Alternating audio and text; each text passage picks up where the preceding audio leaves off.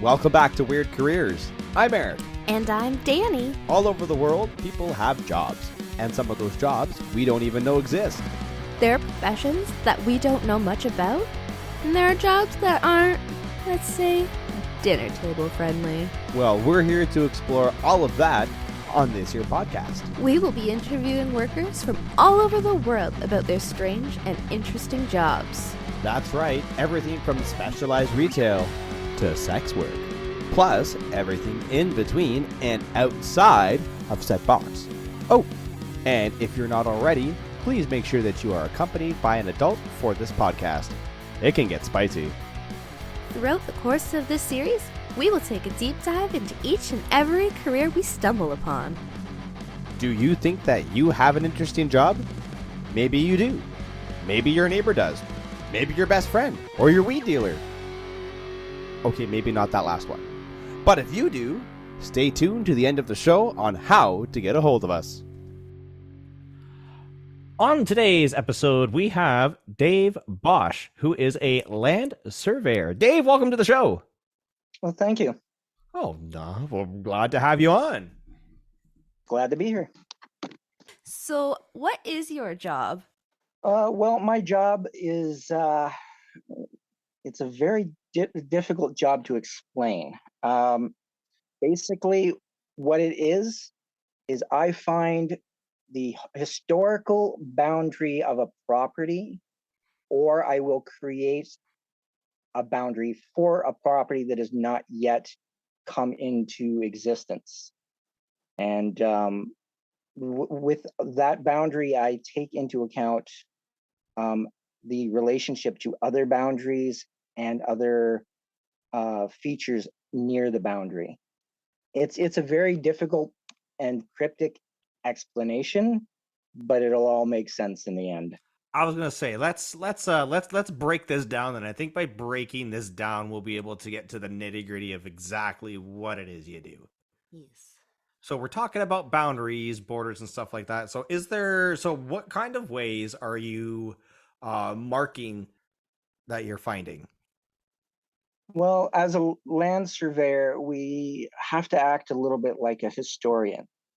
Many of the boundaries have been created well before the existence of Canada itself, when it was still in a colonization era. Oh, wow. And so the boundaries were created back then using oak posts right down the center of a roadway, for example. Oh, cool. And what happened then was, due to budgeting, it was just run one line, and then people would have to create their own boundary based off of a description that was given to them. Oh, cool. So for example, from this post, you need to go due west 500 feet, and then go another 1,000 feet south, for example. Oh, and interesting. And then make another 90-degree angle and head back towards the road, as an example. That's cool. That is cool. What quite often happened was people didn't design those boundaries correctly back then. They were usually being done by farmers and stuff. Their angles were not 100% correct. It's supposed to be a 90-degree angle. They get 88, whatever the case may be. So they're not 100% correct. Now it's up to us to try and recreate the boundary the way it was originally intended, without hindering the people that are already using the land. So, for example, if they're already using the land and they're holding, for example, the sheer face of a rock cliff as a boundary, and we try to use that in our boundary creation or reestablishment of a boundary, I should say, as that is already being held as a boundary line. Oh. There are some rules that I have to follow, and rules that govern the survey world to make that work. And it's nothing as easy as a rule book, so it doesn't always work the way we want it to, but we try and make it work equitably for everyone. Oh, of So course. that's what I meant. that's what I meant by saying we work on boundaries, but we also are affected by other boundaries. Of course. So yeah, that kind of leads right into my next question. So the you need to know, obviously, history that predates the Canadian borders that we know today. What other history do you need to know for what you do? Well, there is a point that they call the boundary creating event, and we try to uh, recreate the history back to the point where that boundary creation event happened. But sometimes we also need to find the boundary creation event for other boundaries that are adjacent to it that are affected by it. Mm. So we act as a historian and recreating all that information by looking back in previous documents. And then we go and act as um, in private investigators, so to speak, out in the actual field, and we look for survey markers from us or other surveyors that have came in the past that may be left behind. They can be anything from square iron bars to cut stone monuments, concrete monuments on roadways. Wow.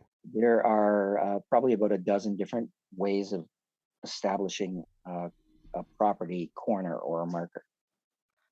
How are all the measurements determined then? Um, what used to happen was they would say from a certain distance from the center of a city or from the corner of a county, for example, Mhm. they would go out a certain distance every, depends on where you were, but it could be every 100 meters, they put an oak post in, and then they would say on a 90-degree angle, you go this much distance, and then a 90-degree angle, you come back this much, and then 90-degree angle this much, and then 90 degrees back to the point of origin. So Hmm. you create a box. Right. Now, the boxes are supposed to be square, but more often they're trapezoidal because of the technology that was used at the time, if any at all.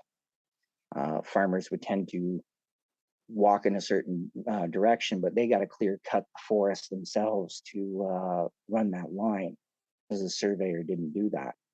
So, you know, you avoid a tree, you go a little bit off angle, and now all of a sudden everything's out of whack. So with the technology we use now, using GPS and prisms with lasers and accurate compass bearings, etc., we can reestablish that pretty darn close to what it's supposed to be. But whether we should or whether we shouldn't is a big story, because if somebody's already been using something for the last 500 years, 200 years, 100 years, even if it was only 20 years, they've been using this for that amount of time. Who are we to call it wrong? Right. Um, it, Exactly. Yeah. it, it depends on how it was created at the time. Was it created by another surveyor that didn't have the accurate equipment? Mm. Should we call them wrong? Or should we accept what's there and put in um, uh, another survey plan that says there is a variance on this property due to evidence found? Mm. Now, the evidence doesn't even have to be done by a surveyor. It could be as easy as um, an old snake rail fence or a line of trees that was planted on the property line. Hmm. So we've got to play a historian, but we've also got to play um, basically somebody familiar with nature in such a sense that we can distinguish between the age of a tree, what kind of tree. Some plans used to say there was an oak tree on the corner of the property, and so you need to be able to distinguish between an oak tree and a maple tree, for example. Hmm. There's a lot that's involved in it. So you are talking. So looking at a map of Canada, for example, you can see, Saskatchewan has straight borders. The border dividing the territories and the provinces is on a specific longitude. I want to make sure that's the right one. And but then there are some borders where you can look at. Let's take Ontario and Quebec, for example, where it's not a straight line. where it is very jagged. What would determine a border that would be like a straight line and something jagged like that? Well, I'm going to take that one step further. Ooh. Anybody that goes onto Google Maps is a great place to go and look at properties. Take a look at part of England. A lot of our survey law and rules come from England at one point in the days of when England was first being colonized. Um, so what happened there, if you look at the properties, they can be odd shapes. They can be at 45-degree angles or 30-degree angles to one another. And then you come and look at Ontario and Quebec, areas of Canada that were first colonized. And then you go and you work your way further and further towards the west. And you notice the lines start getting straighter. Mm-hmm. What we've done is we've actually started using survey rules based off of properties that were already in existence. A farmer comes in and they take a chunk of land, and um, the England gets conquered by someone, and then they come in and say, okay, I own this land, and you guys are now using this land of mine, and we'll draw up your parcel of land on, and you get whatever shape it is. Hmm. Then the colonies started, and you get a haphazard collection of people trying to collect a piece of land, and then the English lords of the time decided, no, we're going to try and make this a little bit simpler. So they run that line of oak posts, and they say, you get a chunk that's this, and you get a chunk that's that, and you get a chunk that's that. You've got to go and clear it all and make it something of worthwhile. You don't know what you're getting. You've never been there. You could be getting a piece of rocky land that's not good for farming, but you bought it for farming. You may end up with something that's 90% lake. You never know. Oh. And then as they progressed further and further west, they decided, we're going to try and make this simpler. We're going to say that every chunk, we're going to mark these out. We're going to spend a little bit more money on it. We're going to try and do this a little bit more accurately. Every piece of land is going to be 1,000 acres in size, and it's this much by this much. And then we divide it up from there. And then we divide it further and further, and everything becomes square. And that's why you'll find that the further west you go, the straighter things got. Oh. We learned from our mistakes, and we try to make it better. Well, that's good. What's an average day look like if one exists? What is the most important thing you have to do in a day? Besides getting up and forcing yourself to go to work, which is not a problem. This is a very exciting field, so that's usually not a problem. So I do a lot of traveling. Now, depending on the company you work for and what kind of surveying you do, you could be staying local, you could be traveling all over the place. Now, I've traveled all the way up to the Tobermory area and Ottawa area, and I've stayed at camping resorts doing surveys there, and I've worked my way all the way down to Windsor and Sarnia doing things as simple as a park or a house that's being built on an old existing property.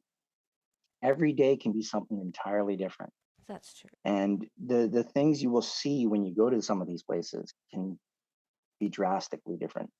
I've been to a residential property that was an old burned down house, and there's nothing there. It makes it really simple. You can set up your equipment and you can see everything very simply. I've been to farmers' fields where the Jersey cows decide you're an interesting person to come and visit, and they'll come over and they'll come and nuzzle up right up against you and lick your elbow and what the heck you are and what you're doing there. Like you could have any number of things on a daily basis. Cool. It makes life very interesting and very exciting from time to time. I can imagine. It really sounds like it. Anyway, right now we are going to take a quick break to have a message from our sponsors. So don't turn that dial. We'll be right back. Are the big corporations taking your sales with fancy images that just aren't in your small business budget? Not to worry. At Cardinal Images, they take everything to heart. Cardinal Images is a small business supporting small businesses, so they get it. Check out cardinalimages.ca for their gallery and contact info. Also, if you're a listener of this podcast, you will receive not only your demo images, but your first shoot absolutely free. Just email Eric at cardinalimages.ca with the subject line podcast promo to receive your free shoot today. Cardinal Images, affordable pricing, professional images, and personable photography. And welcome back. Thank you for not touching that dial. We are here with Dave Bosch, who is a land surveyor. So, Dave, welcome back. Thank you, and I'm glad to be back. So, what can impact if you work that day? Like if it's raining, can you still work or do you just go in the next day? As a land surveyor, unlike most construction style work, if it rains, most of them will stay in, or if it storms, they'll stay in. We tend to, if we'll tend to be out in pretty much any kind of weather condition. Oh, Um, geez. like one of the hottest days of the year, I was out in the back of a farmer's field looking for property bars that we had put in about 5 years beforehand. A fence was put up, and they thought, I don't think it's in the right place. Can you go and check for me? I was Oh, out Oh boy. on one of the hottest days of the year checking those out. It was easy enough to do, but some parts over 5 years had overgrown and made it a little bit more difficult. Ooh, yeah, a yeah. little bit. Yeah. We were able to do it though. I've That's been good. out and on a property, and you hear rumbling in the background, and you're like, well, now it's time to decide: do I try and get those last few shots, or do I pack up and prevent using a lightning rod in the air? With those kind of days, you definitely call it quits. Oh, for Yeah. sure. Most of the So time, thunderstorms don't last. So you're true. lucky you're able to go out there, you're able to do some of the work, and then you take a break, go for a lunch, have a coffee, whatever the case may be, and then you go back out again. Well, it's good that it doesn't like completely stop your day then. It doesn't completely halt your progress. With most of the stuff that we do, unless it can interfere with the lasers and the prisms that reflect those lasers back to the optics, like a heavy snowstorm Okay. or heavy rainfall, Yep. we're usually okay. And Wow. we come equipped with raincoats and everything like that, and we can work in pretty much anything. That's cool. Doesn't necessarily mean we will, but we could. If we got Well, yeah, of deadlines to course. meet, we'll try to. Hmm. But there are times when it's like, yeah, this weather is just too uncomfortable, too unpleasant. Hmm. Why don't we just work on some of the paperwork that's involved in the work that we're doing and go Yeah. back out a little bit later? That's Nice. fair. So we've talked about some provincial borders. We've talked about some international borders. Let's kind of zoom in on that map. So talking about like city zoning. Now, does that no? Those are kind of a little bit. We're not just like municipal borders. We're talking about borders within borders. Do those city does that city zoning affect what you do? Well, yes and no. Okay. The city decides what zones they're going to create, and we will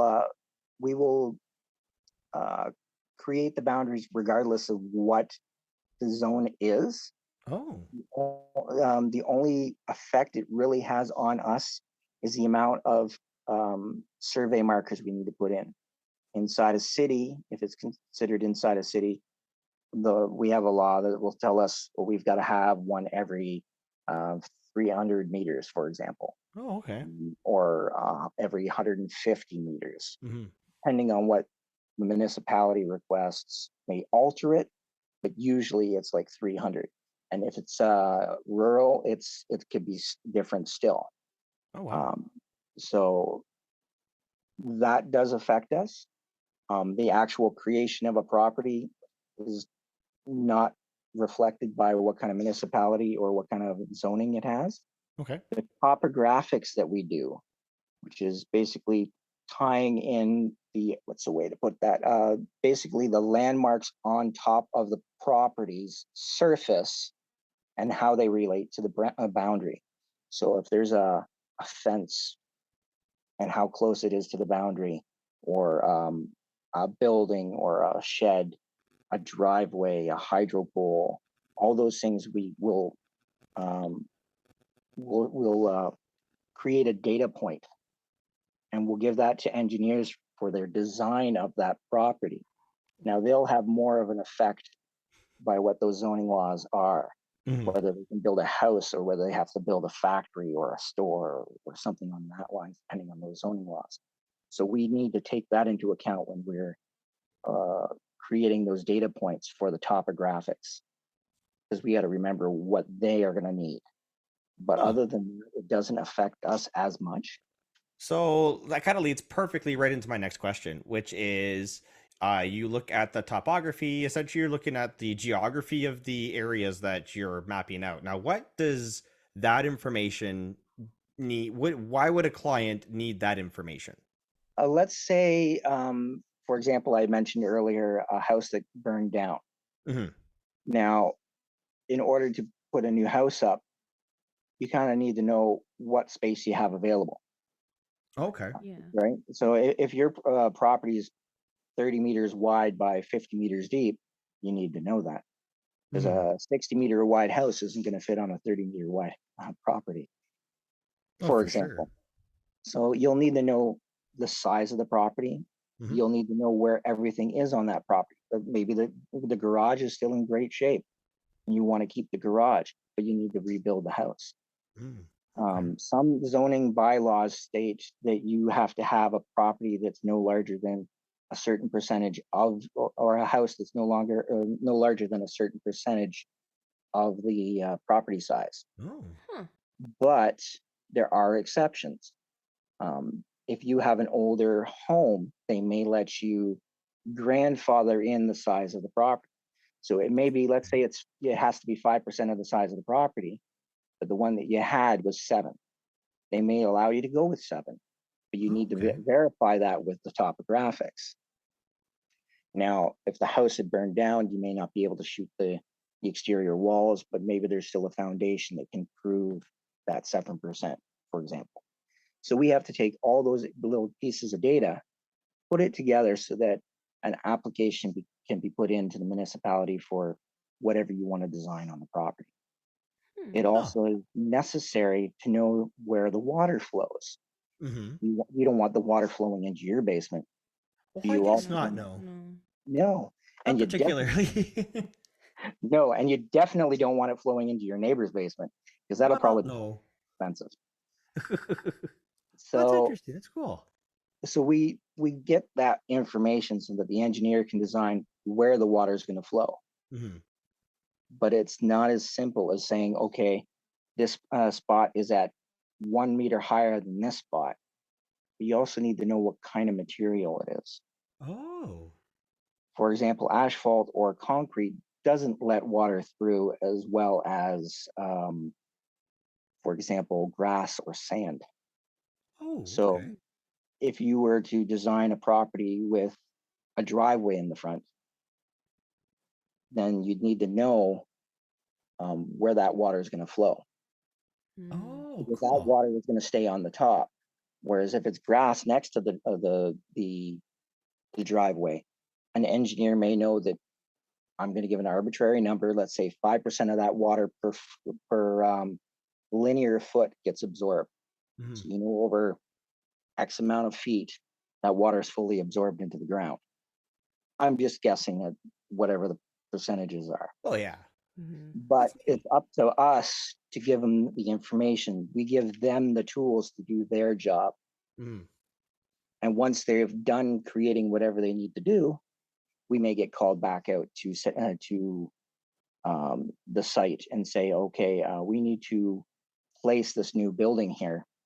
We need you to locate where this building corners are going to be so that the excavator can dig out the hole, and so that the concrete guys can come in and put in the forms in the right position, and so that they can go and build from one step to the other. So then it falls back to us to place that stuff in the proper position. So again, it's related to the boundary. Again, it's topo work, but it's sort of in the reverse order. What's your favorite part of your job? Well, I would honestly say my favorite part of the job is the unknown. I never know what I'm Of going to get. course. It's every day is like a treasure hunt. You go out to a site, you know that it's been surveyed before, you know that there were originally markers of a certain type, and you go out there and you look for things. And you may find things that previous surveyor didn't see. You may find things that another surveyor that has came since has done, but you have no record of. And then you've got to go back and dig further into the legal documents and the files and contact other surveyors and find out what was done. So it every day is a different thing. It's always changing. It's very fluid.